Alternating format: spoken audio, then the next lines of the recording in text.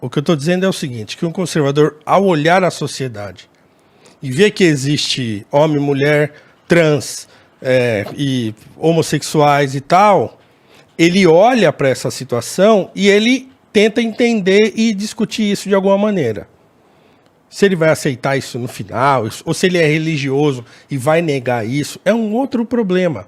O que eu estou dizendo é, para uma pessoa conservadora, ela reconhece a existência. Por exemplo, desde a Grécia Antiga se tem homossexuais, por exemplo.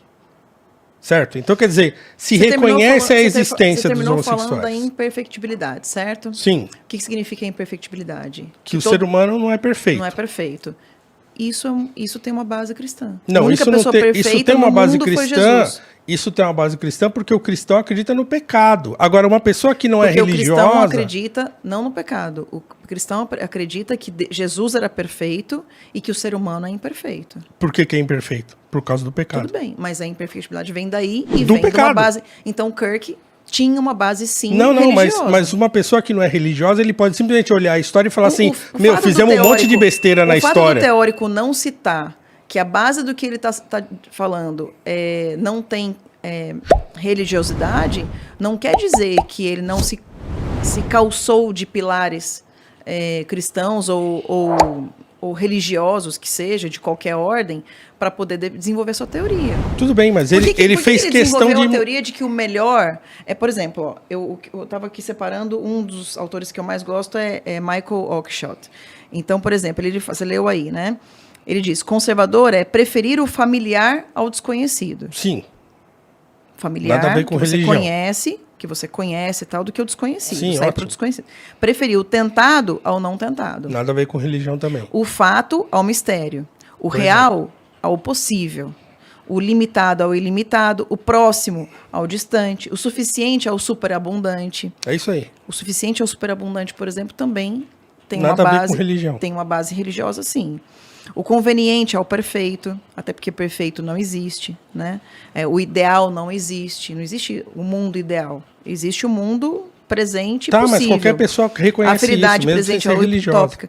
Mas aí que está, a base disso, ela vem de uma religião. Não, as relações e lealdades familiares, elas vão ser preferíveis ao fascínio de vínculos mais proveitosos. Sim. Também tem uma relação, sim, de cultura judaico-cristã ou de religião. A relação, o que eu estou querendo dizer, Carla... comprar e expandir será menos importante do que conservar, cultivar e desfrutar. A dor da perda será maior que a excitação da novidade ou promessa. E deixa eu te dizer uma coisa, aí nisso tudo aqui, quando a gente fala de imperfectibilidade, quando a gente fala de família, etc., isso daí tem pilar no Deus. Agora sim, em Deus. Agora, se você quiser falar para mim que o cara que montou que todo mundo que escreveu sobre conservadorismo teria que escrever lá que, olha, eu estou pensando em tudo isso porque Jesus disse... Não, o que eu quero dizer é que a ligação entre religião e conservadorismo ela não é uma ligação intrínseca. E, por exemplo, o Scruton, que é o grande filósofo do conservadorismo do século XX, ele faz muita questão de separar essas coisas. Inclusive, ele vai reconhecer que existem autores conservadores que são religiosos e que advogam essa ideia de que há alguma... Mas ele faz uma longa explanação para dizer, olha, o fato da sociedade possuir uma religiosidade não significa que esses princípios... eles são intrinsecamente ligados à religião das pessoas. E eles não devem ser assim. Por quê? Porque, por exemplo, numa sociedade laica, a religião não deve ter influência. Então, governante pode ter influência. Ela não precisa ser obrigatória e nem ela pode acontecer. O que eu concordo com você é o seguinte: uma pessoa que não crê em Deus, ela pode ser sim conservadora. Mas praticamente de uma forma necessária, os que creem em Deus e nos princípios basilares que a Bíblia fala ou que a cultura judaico-cristã fala, o cara necessariamente tem que ser conservador. Então, não existe hoje uma pessoa que acredite na história de Jesus e em tudo que a Bíblia fala e tudo que ela condena e o cara não ser conservador. Existe um monte. Se eles estão certos ou não, é outra discussão. Agora, tudo bem. Mas aí a gente grande parte dos conservadores, grande parte dos cristãos são conservadores, mas nem todos os conservadores são cristãos e nem é preciso sê-lo. Não é preciso. Isso eu concordo. Certo, então, o cara pode ser conservador e não ser religioso. Então, se você não ser religioso. Pois é, então você dizer para mim que o conservador é contra o aborto, os valores basilares vêm de uma religião, vêm de um pensamento e vêm principalmente dos 10 mandamentos. Pois é. Se você tá falando o lance do aborto, a posição a tua posição, a posição do conservador nesse caso, sobre o aborto é uma posição religiosa, não é? É uma posição de defender, não matarás, defenderás a vida desde a sua concepção. Eu tenho uma história particular, porque a minha mãe, quando ela ficou grávida do meu irmão, e eu vim 2 anos depois, né? 1 ano depois ela ficou grávida, ela tinha tido um parto muito difícil, porque a anestesia passou, e tiveram que tirar o meu irmão e costurar de volta ela sem anestesia. Então, costuraram ela de um jeito que não... Numa cesariana? Numa cesariana. Tinha começado, tinha aberto, e aí começaram a tirar meu irmão, já passou anestesia. Então, desde terminar de cortar o útero, tirar meu irmão, costurar o útero, depois costurar a barriga, foi tudo sem anestesia. Então, não pegava mais anestesia. Foi muito sofrimento. E, além do sofrimento, teve a questão de você costurar de uma forma que o útero poderia se romper caso ele viesse a ficar elástico de novo. E a minha mãe, quando descobriu que estava grávida de mim, foi uma gravidez sem querer, né? Aconteceu sem querer. O médico falou, olha, você não pode ter essa criança. E se você tiver, você vai morrer. E não só você vai morrer, como você vai perder a criança. Não tem por que você se arriscar. Temos que tirar essa criança. E minha mãe, ou seja, é um dos casos em que, inclusive, pela lei, é liberado. E minha mãe preferiu, depois de 3 dias, pensando em ter a gravidez, né? E foi praticamente um milagre, porque foi a gravidez mais tranquila dela, e não aconteceu nada, a anestesia pegou depois, etc., e ela conseguiu me ter numa tranquilidade danada.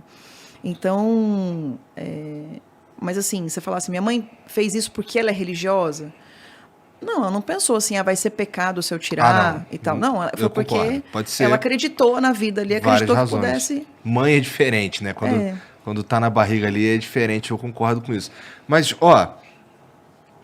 você não acha que a gente... Porque assim, o lance eu também sou contra o aborto. Eu só não sou contra a proibição do aborto. Sabe? Eu não vejo muito sentido na proibição do aborto. Eu acho que, assim, eu tenho a minha posição, eu imagino, assim, eu acredito firmemente que se eu fosse mais jovem e a minha namorada engravidasse, eu não sugeriria um aborto, porque eu, pessoalmente, sou contra o aborto. Mas eu não sou também a favor de alguém dizer pra mim o que eu posso ou não posso fazer com o meu corpo.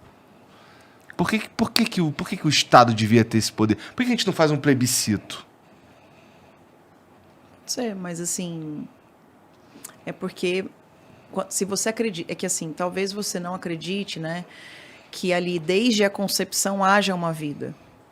E uma vida que não pode se defender. Então, por exemplo, o que me causa mais espanto é as pessoas falarem muito pouco de aborto... falarem muito de aborto e muito pouco de prevenção. Por exemplo, o Lula tem falado bastante, né, que precisa ser liberado o aborto, etc, etc.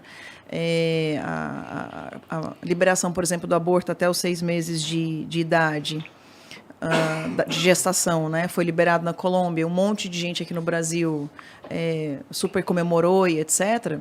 Mas o ponto é, no momento que existe a concepção, a vida desde a concepção, aquela vida que está dentro da mulher não é só o corpo dela, é o corpo de uma outra pessoa, é o corpo de um outro ser. Então, na nossa concepção, é assassinato.